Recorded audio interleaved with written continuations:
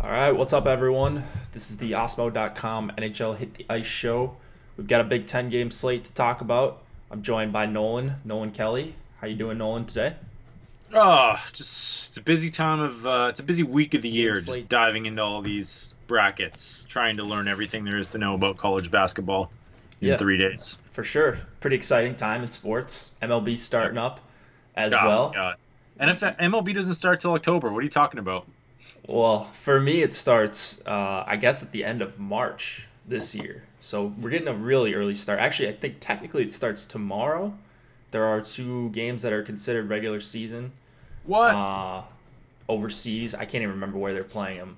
I didn't even know that. But yeah, there's showdown contests for tomorrow, so I'll for sure be playing those tonight. I'm sure I'm gonna fire some bullets in there. There's actually a good $5 tournament in there, like similar to what we have in NHL sometimes. So might dip my toe in the water there for MLB. Uh, everyone When does it start? Oh my God. I didn't realize it 4:30 was in the morning my time. So you could probably stay up through the night and just you know see if there's any late breaking news before lock. You probably have the lineups and stuff before you go to bed. Mariners Athletics, eh? Yeah, real barn burner. So it starts on the 28th, basically. It's nuts. I always hate MLB this time of year because, like, if you're not on top of it, man, like I guess it's good if you're sharp, but if you're not on top of all these weather delays and rainouts, man, that is just like I cannot count the amount of times I've been screwed in April by MLB. Yeah, for sure. That makes for a nice little edge though. So if It part of your does if you job's know what you're doing it, doing. yeah, then it's pretty good. Uh, Jake will throw in 141 $20 lineups into the DK Tuesday special. No, he will not. I'm playing 50 in that. So not multi-entering, taking a few more stands than probably I usually would if I was getting to 150, just because there's less combos I can cover. So kind of intentionally taking a few stands on some of the top stacks and just filling in from there. So yeah, I'll be in that tournament. It's a bad payout structure. We know this. I can deal with the $20. So I don't know. It could be worse. It could have that just the $40. So I'm willing to play on DK. I'm also playing on FanDuel too. The You $4 going in whatever. the $4 as well? Yeah, on FanDuel. Oh, Oh, not on and not on DK? yeah. I usually just play whatever below that I'm allowed to play, which is I think everything right now. So Yeah, that's um, fair. yeah. So I'll play in the $4 or whatever. That's usually a good tournament. So am I playing Burns tonight? Someone asked. Big Turk from chat. He's also in premium chat. I'm assuming that's the same guy. No Burns tonight for me. I looked first thing in the morning to see how many shots he attempted, and it was only a few. I think it was 4 or maybe 5. So that's a bit concerning. We'll see. Homer Cleese had that FanDuel 5K locked up until the 7th Vegas goal last night. Brutal. That is brutal. Wow. What do you end up getting? You dying in there? You all right? What did you Yeah, end up I'm getting? dying over here. What do you end up getting? Sorry, Matt. Hopefully he got still a nice cash. Maybe he just took down second or something. I warned you a few days ago about Burns. Yep. Third? Okay, so what do you get? Like 1,000, 2,000, something like that? That's not too bad. But still, yeah. Always the worst when you lose one right at the end. I've had a couple of those this year. I think I've ran pretty hot, though, when I've been in contention. Like, I feel like I could have had a lot of, like, 6th and 7th places type nights, and I've gotten, like, 1st or 3rd or something like that. So it's been a pretty run good year for me when I've had some lineups contending. I've gotten the right defensemen and goalies, it seems like. But we're going to try to do that same thing again tonight and hopefully make some money. I know for me it's been a rough last 10 days to 2 weeks. What about you, Nolan? How have things been going for you as far as your Kind bankroll? of kind of mediocre. I got like a little top five a few days ago that sort of upped the bankroll a bit, and then I think it was like 20th or something in the big pool yesterday, but just didn't have that right combo. So yeah, it was all about that Vegas Sharks game. It was a great like it was. I was just thinking like, man, I was on that game and I like I feel like I should have hedged less. Like the Tampa and Chicago games. Were good plays, but there was so much ownership on them, and like I don't know. Maybe it's hindsight, but I just feel like in retrospect, that Vegas San Jose game was gonna shoot out. It just felt like it. And Yeah. the Sharks didn't maybe do their part, but that Couture line still was decent Right. enough to get you some money, anyways. Yeah. So I took a pretty big stance on Vegas 2, and they ultimately ended up not like getting anywhere close to Vegas 1. So that's Yeah. kind of my demise. I felt like I was on all the right teams and stuff, and that's always frustrating. But yeah, you not only have to get the right teams, you got to get the right stacks, you got to get the right defensemen. It's tough to take down these big GPPs. So even for guys like Osmo and Tom, Sharks frauds. Disagree. In your opinion, do you think 4-3-1 is the best roster construction? I don't know that it's the best. I think it's always a good default, though. Once you get into like 4 and 5 and 6 and beyond game slates. So I don't know that it's necessarily the best, but I think it's almost always viable. So I don't think you're ever wrong if you're doing a 4-3-1 and the defenseman correlates in some way to the forwards, whether he plays a lot of even strength with them or plays on the power play, obviously. Is it full 3-3 stacks or 3 minis? For me, it's almost always full stacks, boom. So you know my take on that. Sharks got no goaltending. That is correct. In hindsight, pivoting to Vegas 1 after Belski got ruled out made a lot of sense. Yeah, it did, but I think just going down to Nyquist was the right play. That's what I did. I thought about that as well. But yeah, I just went down to Nyquist, and then I went from Nyquist to Donskoy for the second line. Because we know that Donskoy-Kane hurdle line was also really good for a large stretch in the season. So I had no issue with what I did there. Just didn't really work out. Tonight we've got 10 games. We're going to go through all of them. Do we have any big ownership topics we need to talk about here, Nolan? It's a great question. I haven't actually thought about it too much on this slate because I kind of think like it's going to be pretty spread out at the end of the day. Maybe if I were to guess, I would say Nashville 1's probably going to be the most owned line. What say you? I think maybe not. I don't know. I don't know. Like I wouldn't be shocked if any of St. Louis 1, Nashville 1, Calgary 1, if assuming no Monahan. Calgary 1 will get nothing. Oh, they're not going to get nothing. They're going to be owned. With you think so? With Derek Ryan? Yep, because of the price. But there's the uncertainty of whether or not Monahan will even play. So like I think that's gonna, at least in lower stakes, I think people will be scared off by that. Maybe. I don't know. I just know that I'm getting to them with Derek Ryan quite a bit. And then Washington 1 was kind of the other one I was going to mention, and then Carolina 1 too. And Dallas 1. Dallas, yeah. I've cooled off a little bit on them. But yeah, I mean, there's 5 or 6, maybe 7 stacks that you could say you wouldn't really be shocked if that one was the top owned tonight. So not a shortage of good spots, I don't think. So I don't think we have to worry about ownership too much. I think what I'm doing is, on DK especially, is just making a couple stands, picking 2 or 3 of those top 5 or 6 lines and going heavy on them and kind of foregoing some of these other ones. So I didn't even mention Boston 1 either. They're back together. Yeah, it looks like it's going to be a really good slate. So whether or not I win money is a different topic. But yeah, it'll be a lot of good hockey, I think. So I'm excited just to watch and hopefully make some money in the process. Ready to start these games? Let's go. All right, we've got the Bruins and the Islanders. 2.7 implied total for the Bruins. 2.6 implied total for the Islanders. Let me switch over to DK pricing. Tuukka Rask, and I believe it's going to be Robin Leonard tonight. He was the first goalie off the ice. Of course, confirm this. It is the 7 Eastern game, though, so we'll know about a half an hour before lock, 20 minutes or so, to react in case there's something funky. Do we see anything noteworthy here? Yeah, so the obvious news on the Boston Bruins side is that David Pastrnak is back.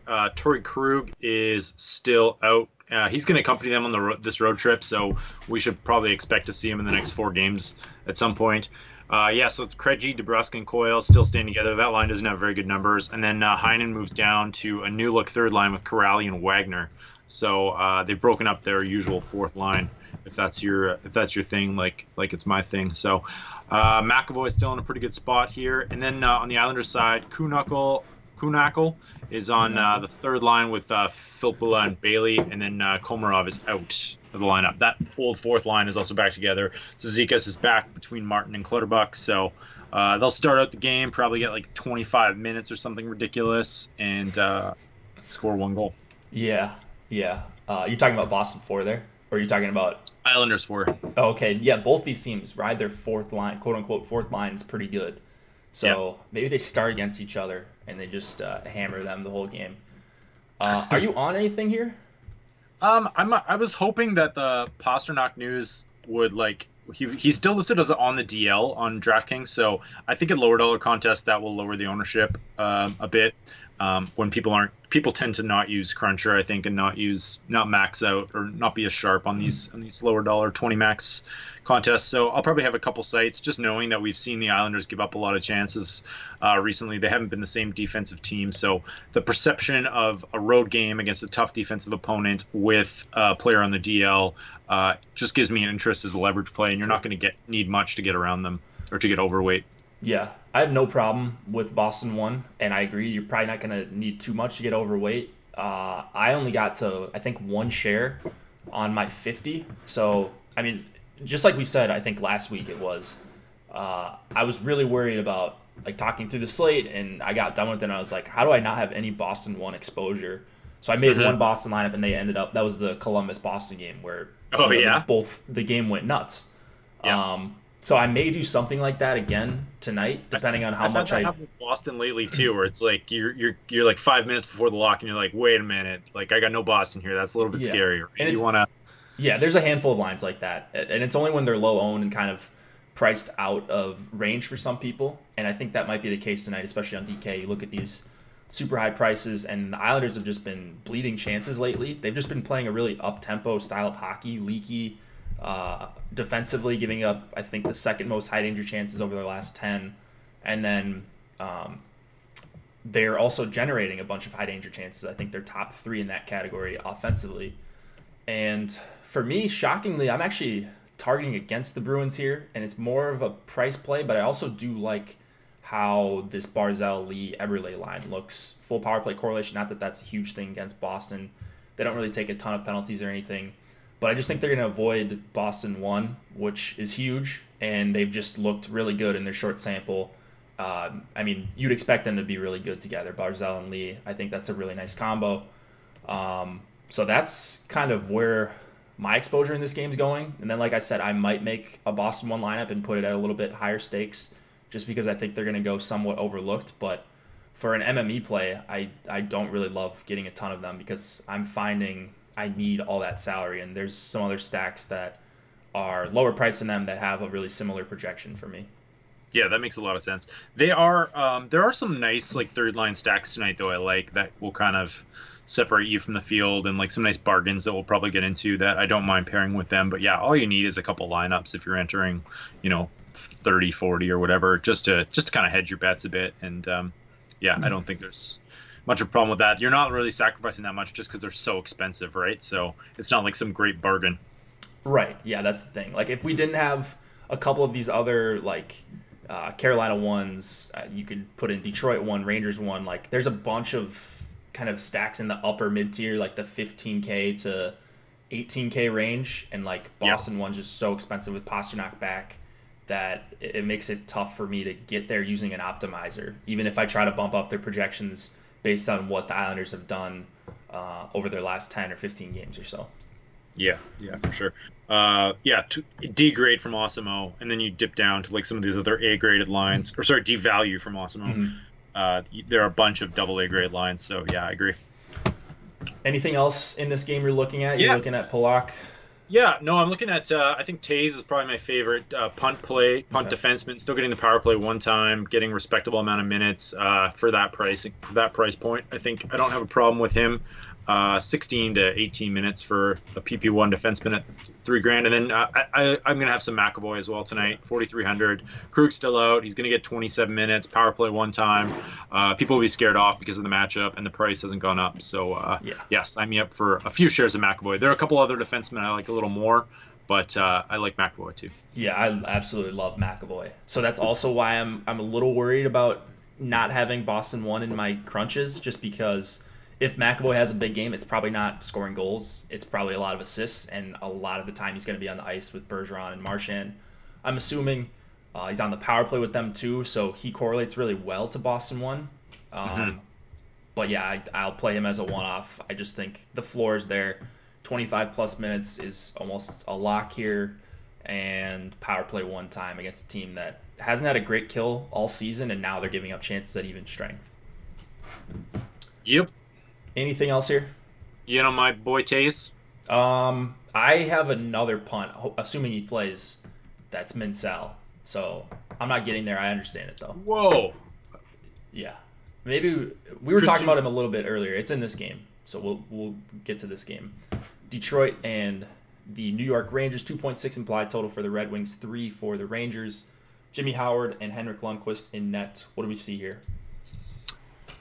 So the Rangers have some new lines. It looks like we have Strome up on the top line. I haven't seen that combination before. Howden, Buchnevich, Nemesnikov, and then VC Anderson, Lemieux. Are we showing all those as well? Same lines? Yeah. Yep. So that's a bit of an odd one. I don't know why they moved Strome up to the wing, but yeah, I probably prefer one of their other regular wingers on that line, but an interesting spot. And then I think the Red Wings are going with the same combos for the most part, but they've got some kid debuting for them that they just signed, Taro Hiroshi.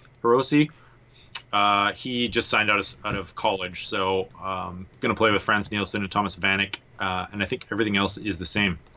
Yeah, I kind of like both sides of this game. I'm a little worried that so if you look at the last 10 or 15 or so games for each of these teams, they're giving up a ton of chances, but they can't generate offensively. So I'm hoping it leans more towards both teams giving up a ton of quality chances.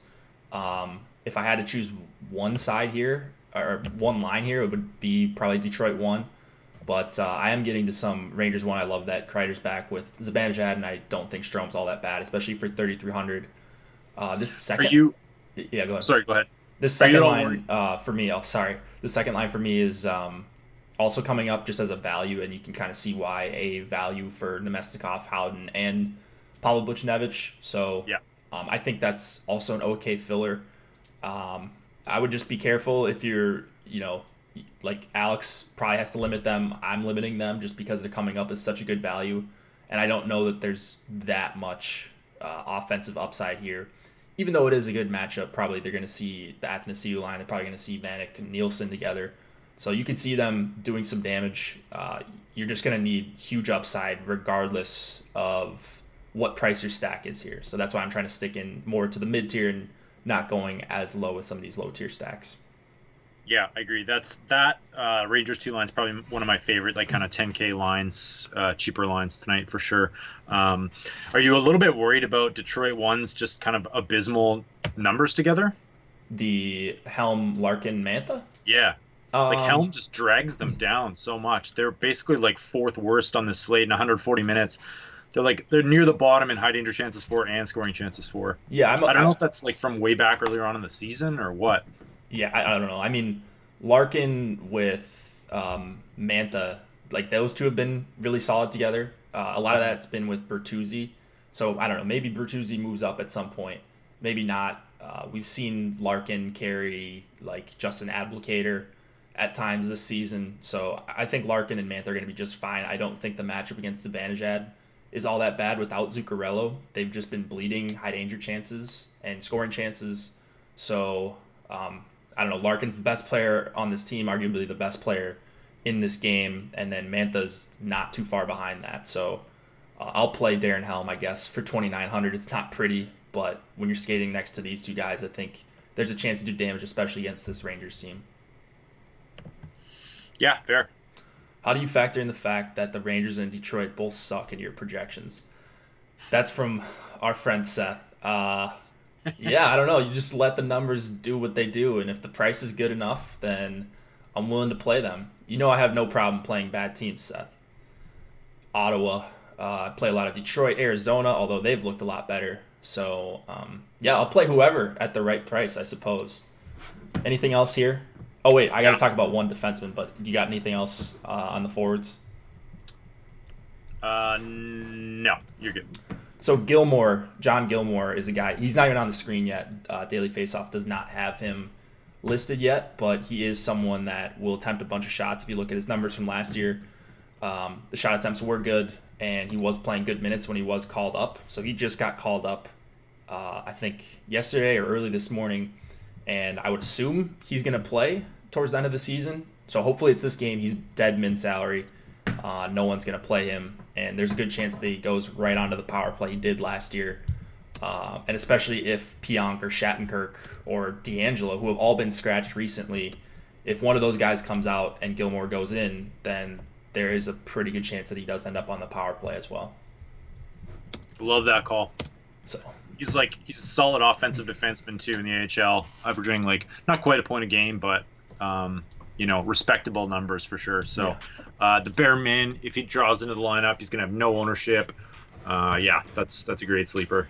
Yeah, he was an exciting guy for me, just a peripheral guy, that was taking a bunch of shot attempts for a while there, that I was just hammering every slate when he was playing, because no one's on these guys right away, and especially if he gets announced in 20 minutes before the slate locks, just no one's gonna play him. So yeah, play some of him as Cronwall greater than Gilmore.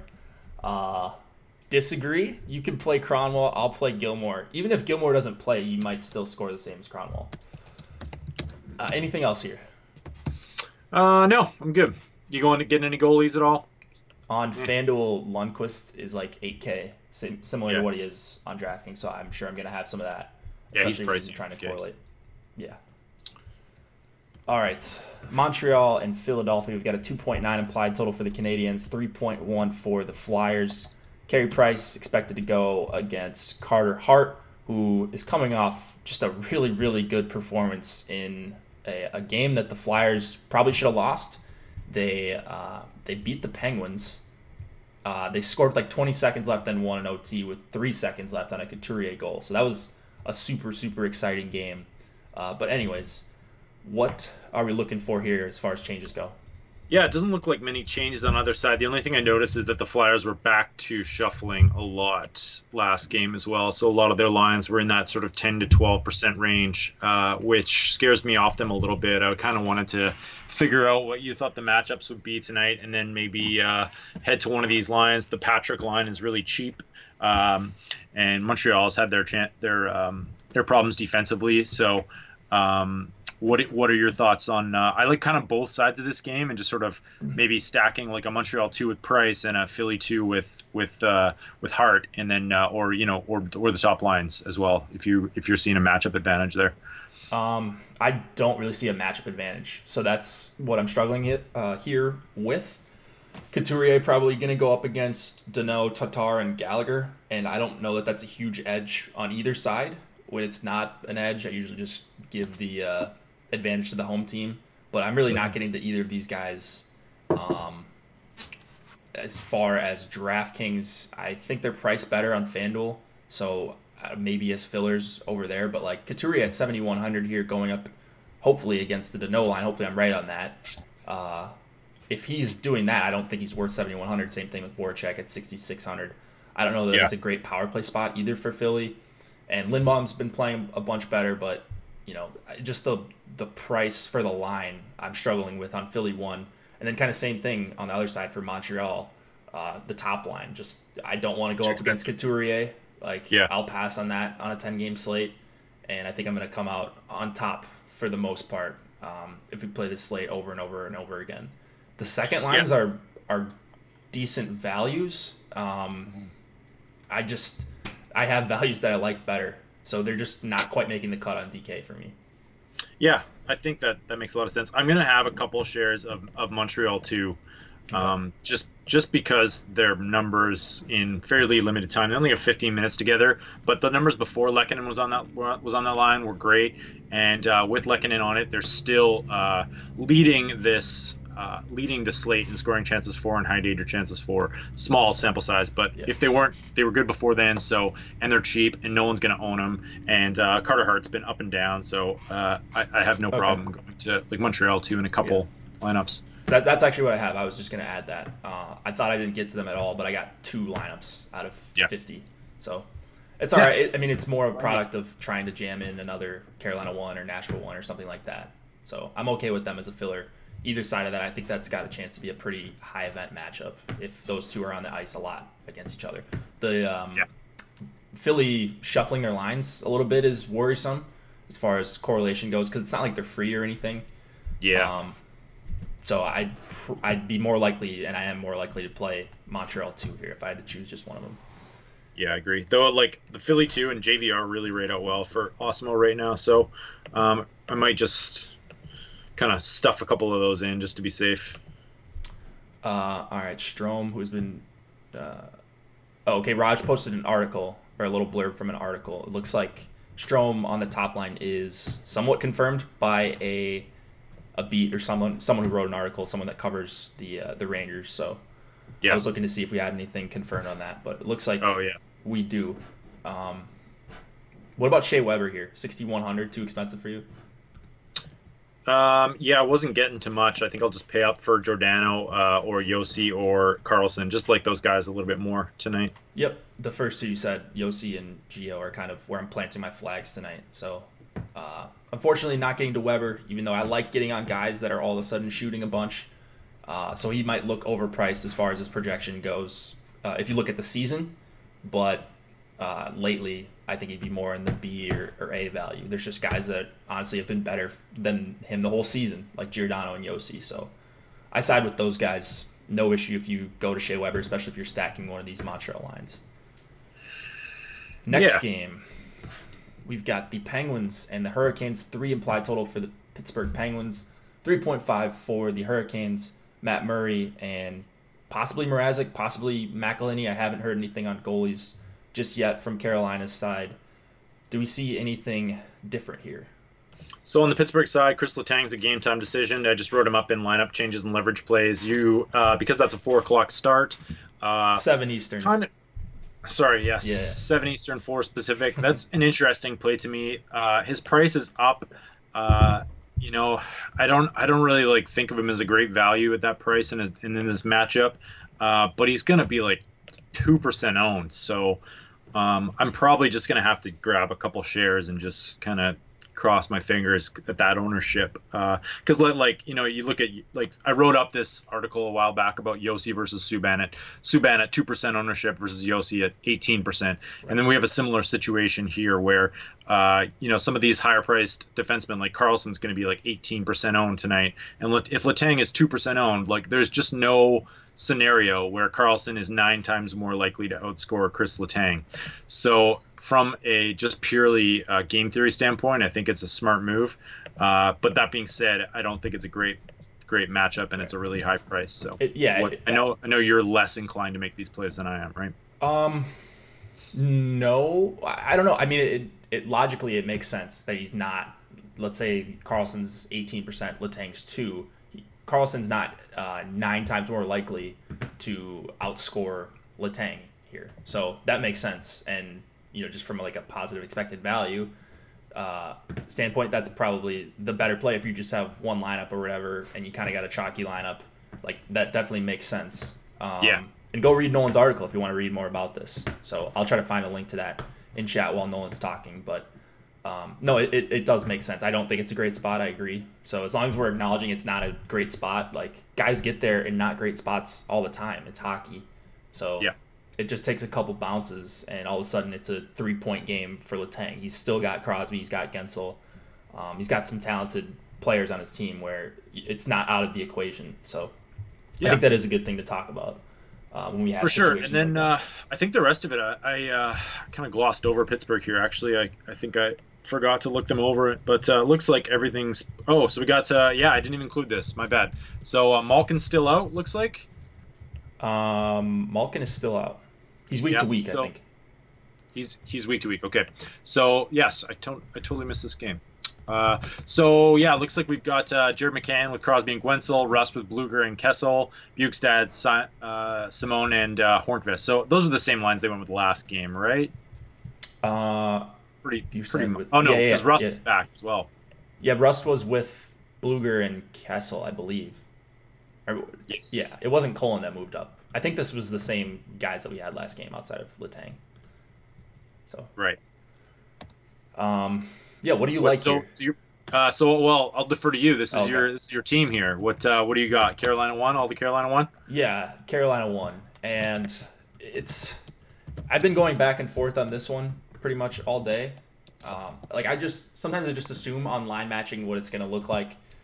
You get into the rhythm, you kind of know which teams like to hard match at home, and Carolina for the most part, when Stahl's healthy, they do like to do that. Last game, I'm trying to think who they went up against. I don't have it pulled up right here, but I'm going to pull it up really quick. Let's see. Last game they went up against the Sabres. That's right. Yeah. Okay. This was this weekend, and it was Eichel, Reinhart, and Skinner together. So stacked top line. I mean, clear chance for Carolina to hard match with the Stahl line and just kind of let Carolina one roam. And they didn't do it. They hard matched Aho, Niederreiter, and Williams against the opposing top line. Now, that's not the end of the world if they do that here. But you'd rather not go up against Crosby. You'd rather go up against Bluger and Kessel, who's awful defensively. Rust. This third line, I don't think is going to be that great for Pittsburgh defensively. Like, you just much rather them avoid Crosby altogether. And I wrote in the chat earlier, like, is Carolina going to be interested in winning? I think it makes sense from a just pure hockey standpoint to go with Stahl against Crosby and try to slow them down and let your best offensive line go up against these lesser Pittsburgh lines. So I'm assuming they do that. If I'm wrong, like, it's not as good of a play. I guess we'll know like 2 or 3 minutes before lock, and maybe if you want to make a crunch that you're heavy on Carolina 1, you could check the roster reports a few minutes before the game and just pick your crunch based on who starts the game. So if they start against each other, that's probably a bad sign. If the Stahl line starts against Crosby, that's probably a really good sign for Carolina 1. So I think your guess is right though. Like they're like for the most part they hard matched them, didn't they? Yeah. Last game. It just sucks that it was the last game, right? And they won that game 4-2, I believe. But so traditionally, Stahl is used in that role more often than not, too, for them, right? Or is this like I guess like Stahl hasn't really been back since they've had this like amazing line combination. No, he has, and they have been doing it. If you look at the last few games before that, last few home games. Yeah. So that's the thing I'm worried about. Like, it's just a very different play if they're going up against Crosby. Not saying they can't get there, but the ownership's going to be there too. Like, they're not going to be unowned. Yeah. In that case, I probably wouldn't care all that much, but I do really care if they're going to be 10 to 12, 13% owned here. So yeah. So Carolina 1, you will be monitoring that situation. I'm going to be heavy on them, very very heavy on them, and I think I'm just going to stick with it. I may make another crunch where I'm closer to the field on them. And if I see the roster report and for some reason they're starting against each other, I'll just make that call with 3 minutes left. But I'll tell the chat or I'll post the roster report in chat as soon as I can get it. It's usually available 3 to 5 minutes before the game. You can see who's starting against each other, which could be another edge. So, yeah, sounds good to me. I just think they would hammer this Bluger line. I think they would crush the Bukestad line as well.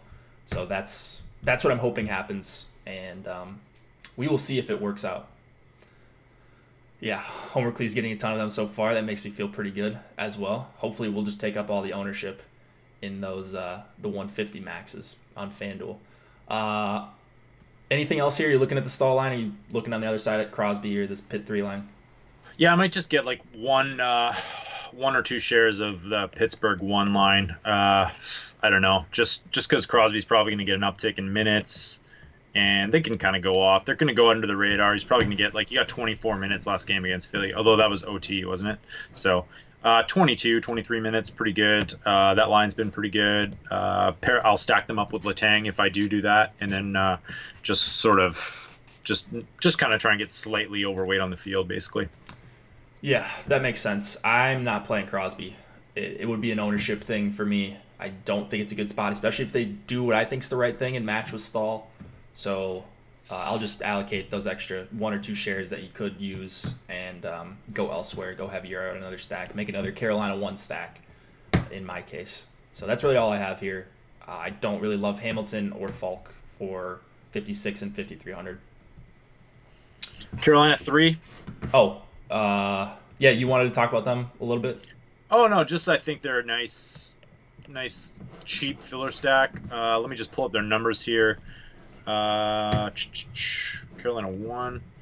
I thought their numbers were better than this, but Let me see. where are they? Carolina 2. Here, Maybe I got them. Totally at lunch. Just 30 minutes, but it looks like they've been really high event, on pace for 70 shot attempts. You know, they've got the scoring chances data up there, 16. But it's just a pace as of now, so can't make too many assumptions at just 30 minutes, but always nice to have good numbers in the short sample rather than bad ones, right? Yeah, exactly. Not a great grade from Osmo, though, so Okay. just a couple shares. Cool. There's other lines to get to, so. Yeah. All right, we've got the Caps and the Devils. 3.5 implied total for Washington, 2.6 for the Devils. Phoenix Copley and Mackenzie Blackwood. I have to change Copley in the projection. Someone was asking me about his projection, so I'm going to do that really quick. Talk about anything you like in this game or any changes we see. Sounds good. So it looks like pretty much the same stuff from the Devils. A couple like little small notes. They've basically changed their little bit of their third line. Lappin is up on or is down on the fourth line, and Joey Anderson's on the second line. And then as far as defense goes, it's not listed here, but it's expected, or at least the beat that we love. I can't remember her name. Colton White is probably going to be out, and Igor Yakovlev will draw in. I am the Igor Yakovlev whisperer, so if I'm on him, you got to be on him too. Oh boy. No, I'm not. The beat you were talking about, is that the one with the really good handwriting?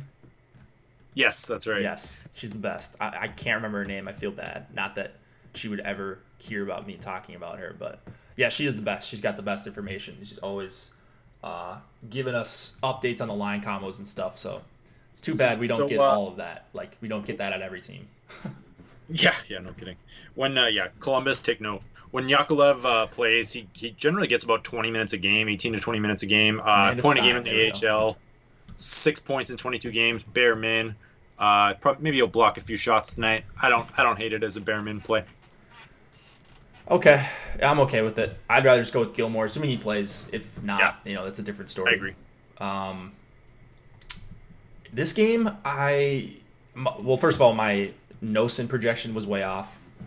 Okay. I was going to say, I was earlier. A ton of New Jersey 1 in my crunches. Yeah. So I was like, why am I getting so much New Jersey? And then I realized his projection was broken. So I fixed that. It should be back to where it's at. He's going to grade out as a good value because he's min salary and playing minutes. But and it is a good matchup. I just don't know that it's the right matchup to go with a bunch of New Jersey 1. Like kind of a cop-out, but they're okay as a filler. And that's really about it. I'm a little bit worried about how solid the Caps have been defensively, because I've been the one to target against them, and I did a little bit of a look into them, and they're not allowing very many shot attempts or scoring chances. The high danger chances, they're still like middle of the pack over their last 10, but maybe these additions have helped with Jensen, and like Washington 3 has been really awesome too. So I am a little bit worried about targeting against the Caps, especially with a really depleted Devils team here. So.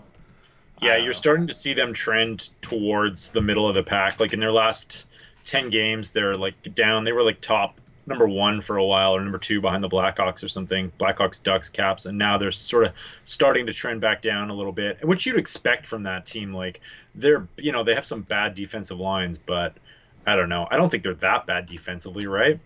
Like, should they be? The Caps? Were they last year?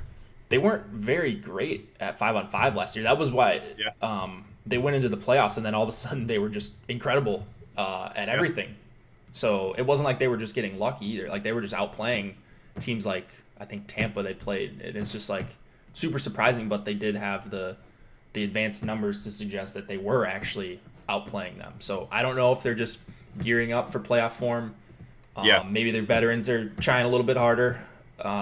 Maybe they're trying to get a better seed. I don't exactly know where they're at in the standings, but it'll be. I think this Washington 1 would probably be the highest owned line of the night. No, like, I don't know why I didn't say that right off the bat. It's probably, but I think like people might just get off of Kuznetsov here in Wilson and just sort of go with like Ovi. So maybe, like, I don't know, Kuznetsov hasn't done much recently, so there's a chance that he's going to go a little overlooked in any kind of stacks. Or am I just dreaming here? I think people will play Kuznetsov just because he's on a top power play with Ovechkin. So if they're going to Washington 1, they're probably like those are going to be the top 2 priorities, and then Wilson will get left off. Yeah. So the full stack probably won't be that heavily owned. If they're the highest owned stack on the slate, I'm off of that. I'm kind of off of them in general. I've got New Jersey being okay defensively, even in their current form. So they've actually been slowing the pace down really well. They're not generating a lot, but they're also not giving up a lot at 5-on-5. It's always scary, when you've got Ovechkin on the power play too, and the Devils have been committing some penalties. So that's the part I'm worried about, but I'm still not playing the Caps. I don't think I have a single share of them on DK. Yeah, I don't at all. So just priced out of play a little bit for me based on how I have the matchup graded. Yeah, that's fair. Washington 3?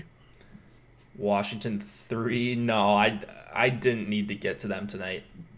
So you can have the Washington 3 notes. I might load him in 1, just a FOMO lineup. Yeah, I had like 2 shares of them the night they went off out of 150. So I think I was technically over the field because Connolly was like 0.8%. But yeah, kind of missed out on the boat on them. I mean, yeah, it's tough to see, pick these third lines that do end up going off on bigger slates, especially. And it just feels like chasey after that. Exactly. Like, could you imagine a scenario? I mean, you can, but like, is it likely that Washington 3 goes off twice in a week to the point that they're the nut filler? I don't know. All right, so that's really. I don't really have much on this game, so I'm hoping it stays somewhat quiet. I think this is a good fade. I think it's a tough fade. It's like the public is going to be on it. Washington has the highest total of the night. New Jersey is fielding an NHL team, so it's kind of the kind of play that I think your novices are going to be all over, and I think it makes sense to fade them. It's hopefully it doesn't go wrong, but yeah, Carlson's price is good, even if you're not playing a lot. I like Carlson. He's a AA grade for Osmo as well, so. You can always just like get a piece of that Washington offense with Carlson, and then kind of hope that maybe he mitigates some of that action, and you can go elsewhere with your lines. Yep. All right, let's go to the next one. We've got the Oilers and the Blues. 2.3 implied total for Edmonton, 3.2 for St. Louis. Koskinen, Binnington in net here. Do we see any changes? Yeah, so Kapanen is a game-time decision. I think they're expecting him to play, so he would go on that third line with Kadri and Marleau, I think.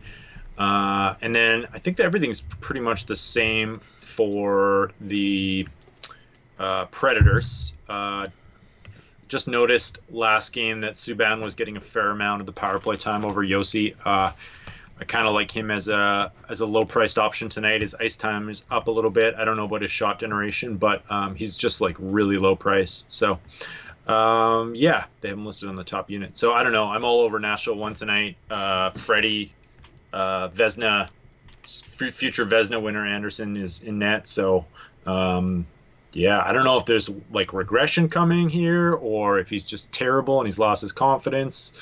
I don't know. Like, is this a spot you're targeting, and are you upgrading it just because he's been so terrible of late? Okay, or the Leafs have been terrible, anyways, defensively. You pulled the switcheroo on me. I was talking Edmonton, St. Louis, but we'll talk this game, then we'll go back to that one. I think they're the same start time. No, we're good. We're good. We'll go back after this one. So just chat, remind me if I miss it. All right, 3 implied total for the Leafs, 3.5 for the Preds. Yeah, I am. I'm all over Nashville 1. The numbers are so good. So I want exposure to as much of these truly elite lines, like underlying numbers, elite lines as I can find tonight. And Carolina 1's one of them, and Nashville 1 is one of them as well. And they're just priced way too cheap. So that's kind of annoying in that they're going to be super owned and they're going to come up even if people don't recognize just how good of a spot this is. I think literally any of these lines, I think they're going to generate close to their averages or more, like 80 shot attempts per 60 if you played against the Leafs for like a full series or something like that. So, yeah, I think this is just a dream matchup for Nashville 1. A little weird that the power plays are kind of messed up, but man, they like if there's ever a spot for them to bust out of, their funk that they've been in for seemingly forever, it would be here, and I think they're really going to put it on Freddie Anderson. It's just a matter of, is Anderson going to stand on his head, honestly? Yeah. Yeah, that's the thing, right? I don't know. I'm just getting to a lot of Nashville 1 tonight, and I'm throwing in some Yossi stacks as well, and then just throwing in like Subban as much as sort of if I have that price point left over for D. I don't know. You getting into the other side of this game? Because this could be a shootout, right? Yep, Yossi. I'm all over Yossi. I understand the Subban play at 4,600. That's a really good price as well, but Yossi's kind of my main priority here. So we shall see. I am playing a few shares also of Toronto 2. And the Matthews line. I'm just hoping that they avoid a ton of time against Johansson and Arvidsson and Forsberg. So that's really my only other anything I'm getting exposure to.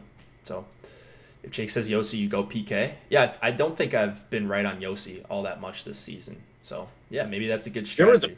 There was a period there when Subban was out and we were just nailing him every day. Yossi, yeah. Great, yeah. And Ellis too. Like Ellis was playing on the power play. They were playing on the power play together. And I think Arvidsson was out, so we were just hammering those guys every slate. Yeah.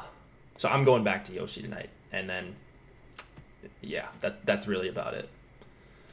Anderson looked bad from the eye test too. Oh. More Nashville one. What's that? Who looks bad in the eye test?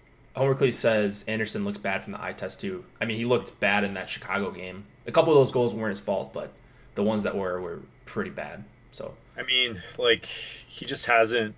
Like it's been a long stretch of time here. So I was looking at some of the stats guys on Twitter, and like they were just sort of going over what the Leafs do, and like because they play such high event hockey and they're giving up so many chances early on in the season, they were getting like a really high save percentage in a lot of their chances, and that's sort of why they correlated success.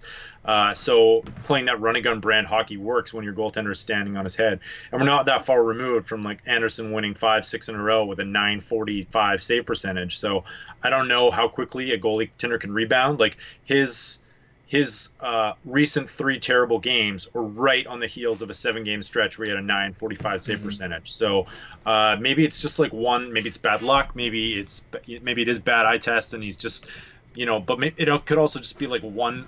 You make one correction as a goalie, you get that one good bounce, and all of a sudden you're sort of back in form. So grain of salt, I guess, if you're targeting him just because of his recent bad play.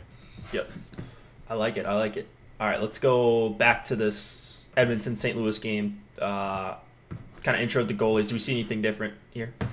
Yeah, Tarasenko back for the Blues in his usual spot.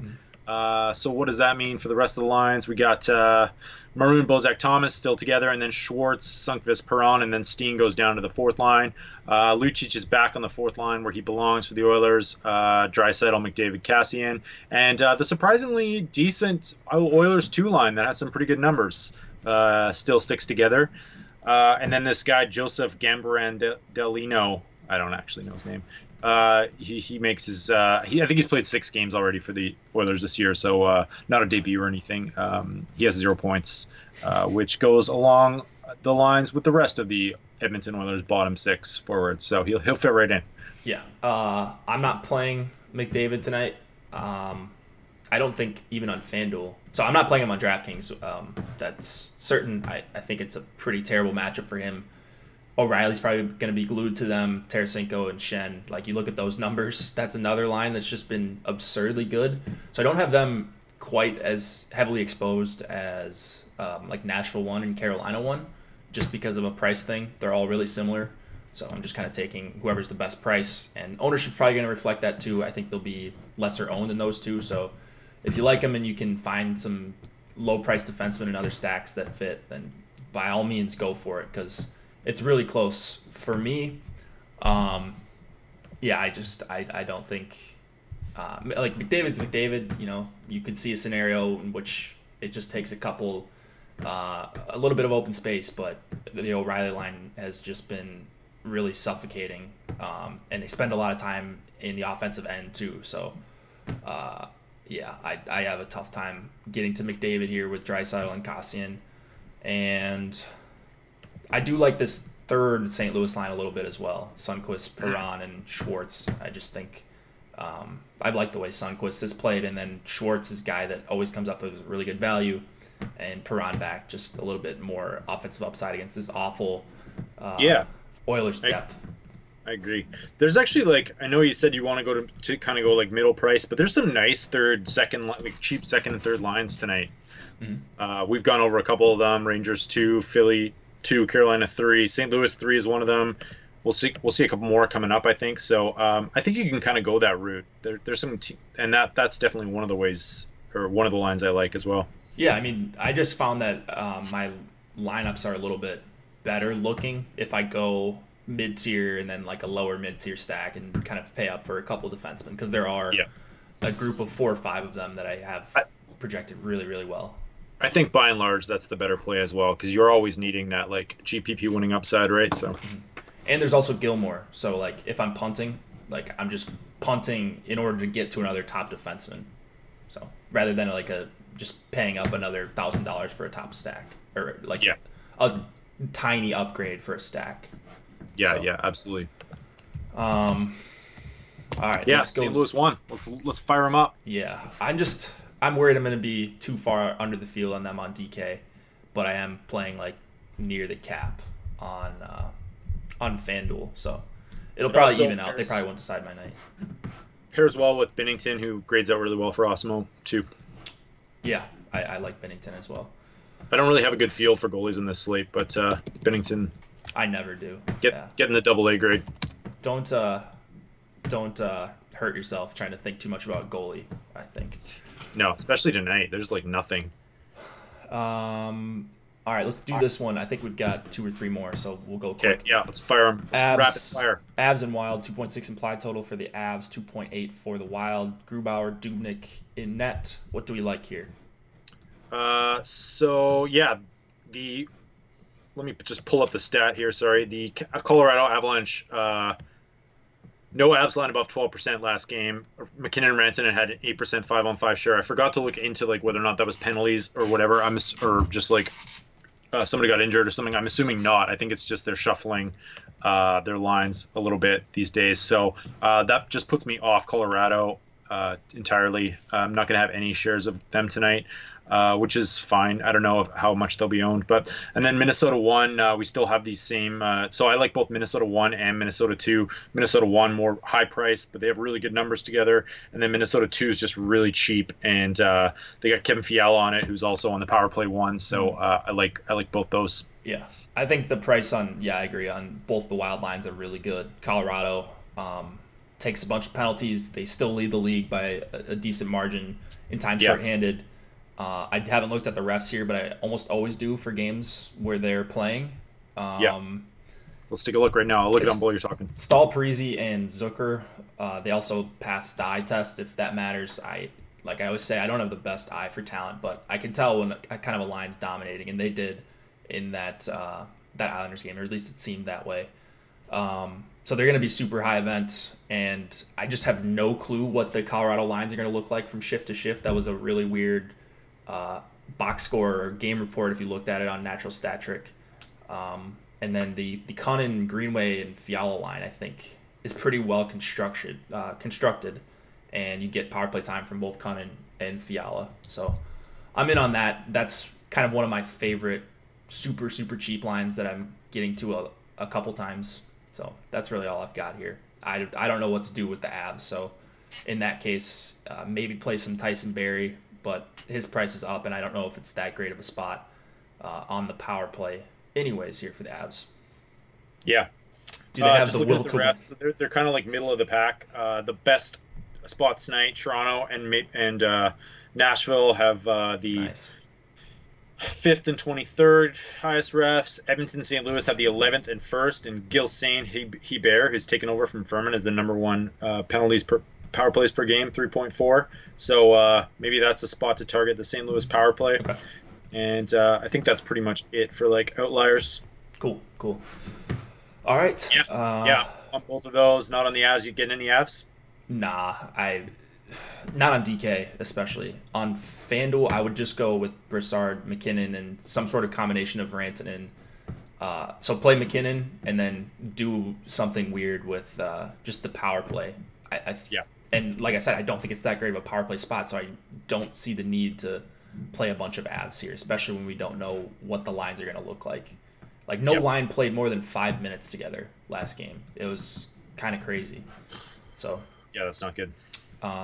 Looks like both Suter and Spurgeon grade out really well in Osmo's value grades. Yeah, like that. I like that too. So there's like, it's nice to pay up for defensemen tonight, but there's some nice ones in this like 4K range on DK. Subban, Suter, Spurgeon, McAvoy. I'm okay with all of these plays. I think, and those guys get so much ice time that at least they have decent floors as well. Mm-hmm.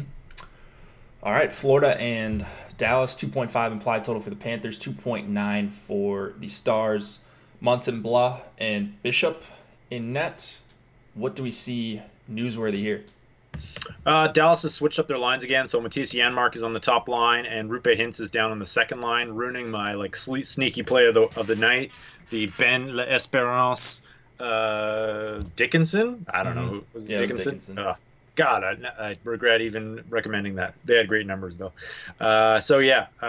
Ben got a 20% 5-on-5 share with the top line last game. Hintz played just at the start. So I think if you're stacking this one, two ways to go. I prefer to put just Benz again and Radulov together because there's a pretty strong likelihood that will they will find their way back together, and you're guaranteed some power play one correlation anyways. So I don't hate that as a play. And then Florida just same as they've been doing.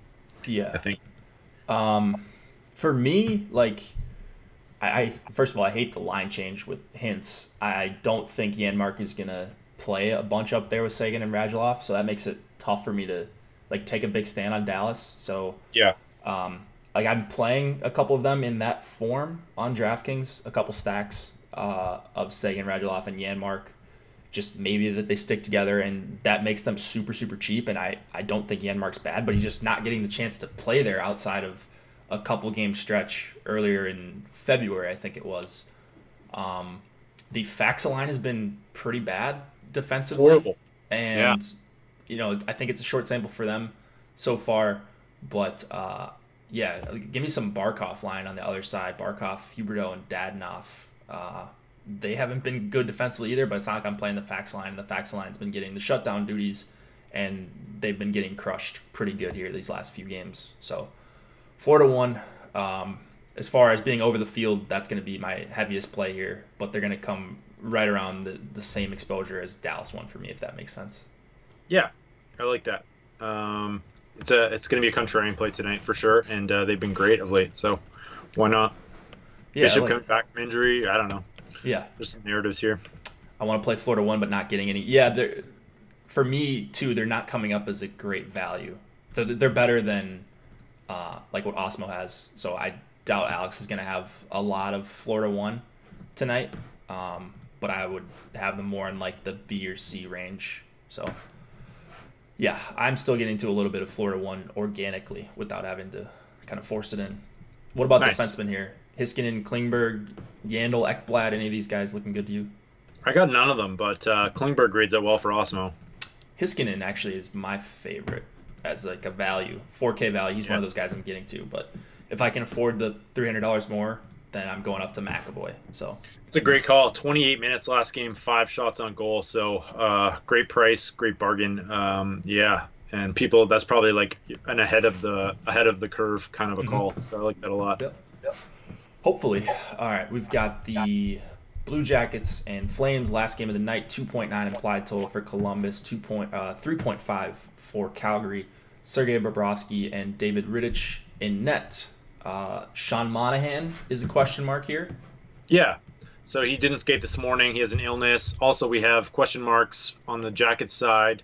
Foligno's out, and Single is day-to-day. Don't know. Beats didn't tweet out any lines for the Blue Jackets, as per usual. They're the most useless Beats. They did. It was Wenberg with Duchesne and Anderson if Zingle can't go. That's what I saw. Who tweeted that out? Because I looked at all their accounts. Like, let me find it. It's all good. Yeah, so I think I'll just just a quick word about strategy here. So I think if you like the Calgary one line and you want to fire up Derek Ryan on that line, who gets an A grade from Massimo and is 16,000, I think the wisest move here is to stack Giordano in that combination. And then when it comes time to game time, if Monahan is going and is on that line, you swap in Jordan, or you swap in Monahan for Derek Ryan, and then you swap out Giordano.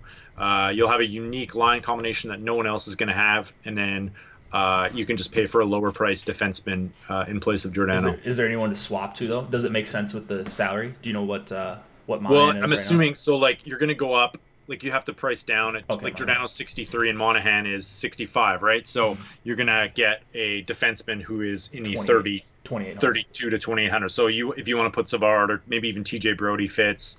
So there's some options there for sure. Hannafin. So that's something to consider. I'm going to do that actually a couple times, and just if Monahan's in, you're going to get him at no one's going to own him because it's the last game of the night. Sure. And people are scared to do that. So you're going to get Calgary 1 correlated at under 1% ownership if he goes. That makes sense. Yeah, I mean, it helps that you've got a super expensive defenseman. I would just hate to swap off of Gio. But so you can have him in other lineups, right? You only have to do this in a couple lineups. Yeah, that's all. That makes sense. If you had a couple of the same combos, like if you had, let's say, for example, one of these cheap lines that we talked about. Let's say you're on Devils 1 and they go off, and you've got 2 or 3 Devils 1 with Calgary 1 with Ryan, Gaudreau, and an expensive defenseman. Well, then you could take one or two of those with Giordano and kind of mix it up. So it does make sense. 3,500 extra, Geo 6,300. Yeah, that's so Matt. If you've used up all the salary with your lineup, you have 2,800 after you swap out Ryan for Monahan and Geo. Once you X out Geo, you'll have 2,800 left. So it's tough. You probably have to get down to Fantenberg or Nudavara. Can't even get up to Savard unless you leave that extra 200 on the table. Yeah, you'd have to intentionally leave $200 on the table though.